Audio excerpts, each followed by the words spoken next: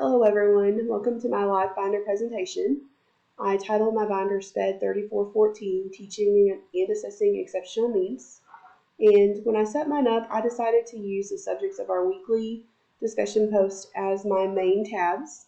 So for the first week that we had an actual discussion in the class, it was regarding collaboration and cooperative teaching.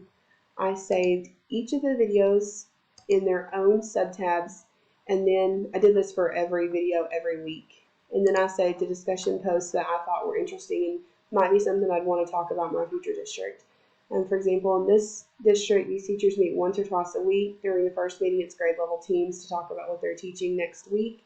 And then the next meeting, they talk with the math coaches to see what might need to be taught again. I thought that was really interesting. And then I like the idea of making copies for other teachers when they find a good worksheet for a lesson. I think anything we can do to help our fellow teachers is always a great idea. For inclusive classrooms, I saved again the videos, and then I come from a medical background. I had never seen an IEP until this class. Don't have any experience with them at all, so I was kind of just really lost. I found a really good internet resource that talked about what is an IEP, the purpose, who develops it, when it's developed, and other information that I found super helpful, and I just wanted to save that for me to go back and look at when I'm in my own classroom one day. And the next week was policies, practices, and processes. Again, all of the videos are in their own subtabs, and then I found an internet resource regarding SPED placement. It talked about SPED in general education, special education, self-contained, and then even out-of-district placements. I found it really interesting that sometimes neighboring school districts are just better matches for students because they might have more specialized educational programming that will help kids. And I actually have come in to see that where in the district that I'm currently working at, we do have some kids from neighboring towns where I live that attend the district about an hour away from my home because they just feel like it's a better self-contained and ALE placement, and their kids just get a little bit more out of the school district than what their local small district could offer them. And then I saved all of our activities throughout this class. My first one was a Kahoot regarding IEPs. The second was a response to intervention word search. And then third was barriers to the learning environment board game. On response to intervention, I found a really nice internet resource that gave me quite a bit of information regarding the different tiers, what they are, and different ideas for incorporating those in the classroom. And then again, the videos were in their own tabs. For Marzano's instructional strategies, I saved an internet resource that just kind of went over each of the strategies in a little bit more detail.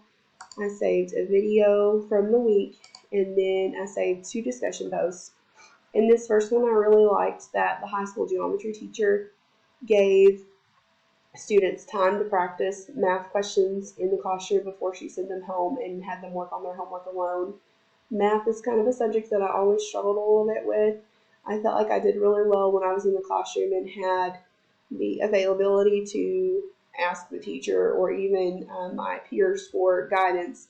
But when I got home, it just seemed like I had forgotten everything that I had learned that day.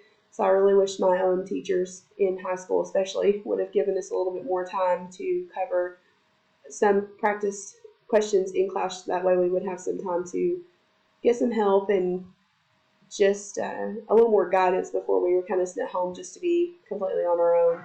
And then I also liked the idea for an exit ticket. I thought it was really great that this teacher provided some positive feedback to her students as they left the classroom each day.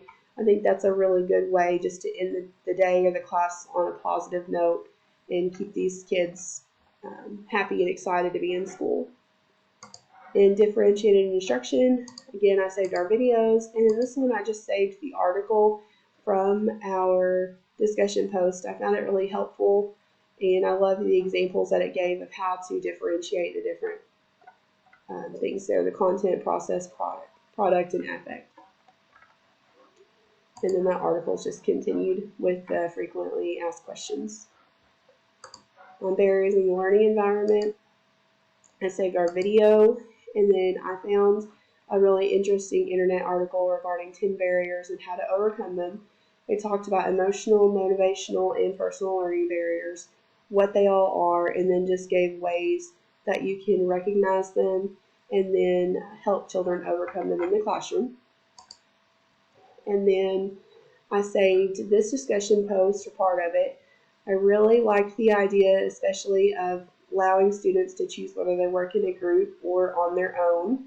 And then I really liked the idea of having a spot in the classroom to keep personal hygiene products for students to have and use as needed. I know that at my local district, they do the backpack program and send food home, and I think that's great, and I would want to also continue that in my future classroom or district as well. But I also like the idea of keeping like little travel size things such as deodorant, toothbrush, and toothpaste and things like that, so my students can have them, because I've witnessed now working in the school setting that some kids are just so happy to be able to come to the nurse's office and get a new toothbrush and toothpaste because they just are not provided with that at home. It just kind of breaks my heart. And then for UDL, I saved our videos, the guidelines worksheet that was included in our discussion that week, and then I saved my own discussion post with the teacher that I chose to interview. Miss Saunders was actually my own kindergarten teacher many years ago. She was really great when I had her. She still checks in to make sure that I'm doing well. She's been a great help to me throughout my classes. She's always available for questions and giving me ideas and tips and tricks that I can implement in my own future classroom, and I just really appreciate her a lot. And then the next week was trauma-informed classrooms.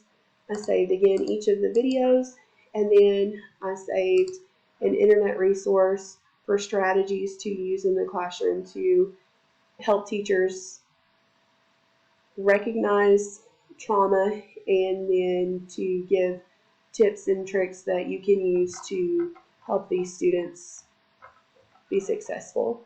And then I also saved an article regarding mindfulness, just letting students know that it's okay to make choices, that it's okay for teachers to normalize options and choices, to let them decide the extent to which they participate or not participate, and then just to let them know that all types of experiences are normal.